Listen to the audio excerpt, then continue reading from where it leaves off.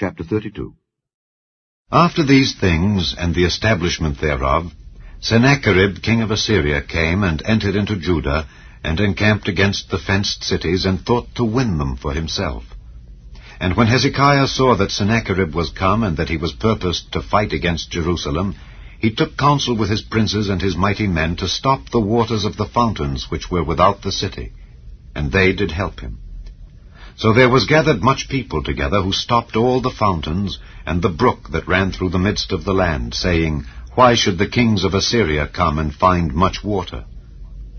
Also he strengthened himself, and built up all the wall that was broken, and raised it up to the towers, and another wall without, and repaired Millo in the city of David, and made darts and shields in abundance. And he set captains of war over the people, and gathered them together to him in the street of the gate of the city, and spake comfortably to them, saying, Be strong and courageous. Be not afraid nor dismayed for the king of Assyria, nor for all the multitude that is with him.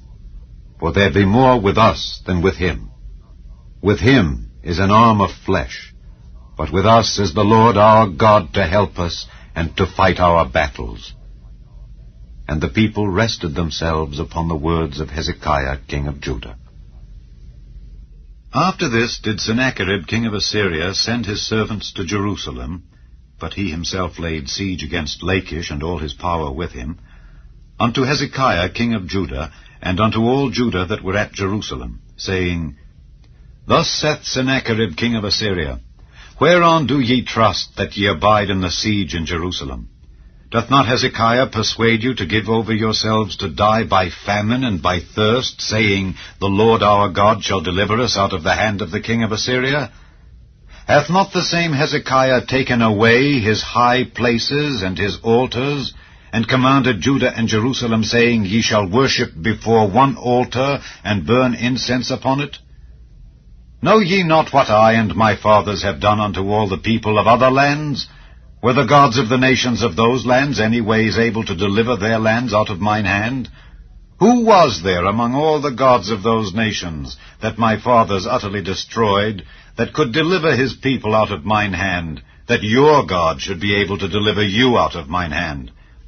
Now therefore let not Hezekiah deceive you, nor persuade you on this manner, neither yet believe him. For no god of any nation or kingdom was able to deliver his people out of mine hand, and out of the hand of my fathers. How much less shall your God deliver you out of mine hand? And his servants spake yet more against the Lord God, and against his servant Hezekiah. He wrote also letters to rail on the Lord God of Israel, and to speak against him, saying, As the gods of the nations of other lands have not delivered their people out of mine hand, so shall not the God of Hezekiah deliver his people out of mine hand. Then they cried with a loud voice in the Jews' speech unto the people of Jerusalem that were on the wall, to affright them and to trouble them, that they might take the city. And they spake against the God of Jerusalem as against the gods of the people of the earth, which were the work of the hands of man. And for this cause Hezekiah the king and the prophet Isaiah the son of Amoz prayed and cried to heaven. And the Lord sent an angel, which cut off all the mighty men of valor, and the leaders and captains in the camp of the king of Assyria. So he returned with shame of face to his own land. And when he was come into the house of his God, they that came forth of his own bowels slew him there with the sword. Thus the Lord saved Hezekiah and the inhabitants of Jerusalem from the hand of Sennacherib the king of Assyria, and from the hand of all other, and guided them on every side. And many brought gifts unto the Lord to Jerusalem, and presents to Hezekiah king of Judah, so that he was magnified in the sight of all nations from thenceforth. In those days Hezekiah was sick to the death, and prayed unto the Lord. And he spake unto him, and he gave him a sign. But Hezekiah rendered not again according to the benefit done unto him, for his heart was lifted up. Therefore there was wrath upon him, and upon Judah and Jerusalem. Notwithstanding, Hezekiah humbled himself for the pride of his heart, both he and the inhabitants of Jerusalem, so that the wrath of the Lord came not upon them in the days of Hezekiah. And Hezekiah had exceeding much riches and honor, And he made himself treasuries for silver, and for gold, and for precious stones, and for spices, and for shields, and for all manner of pleasant jewels. Storehouses also for the increase of corn, and wine, and oil, and stalls for all manner of beasts, and coats for flocks.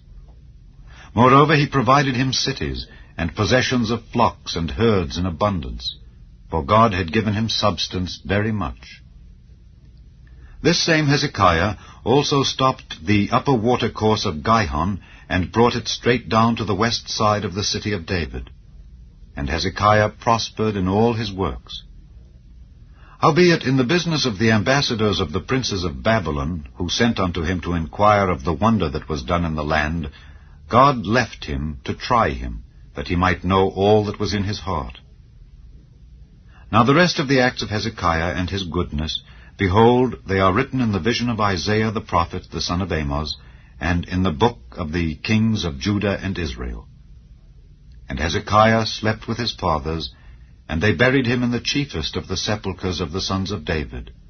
And all Judah and the inhabitants of Jerusalem did him honor at his death. And Manasseh his son reigned in his stead.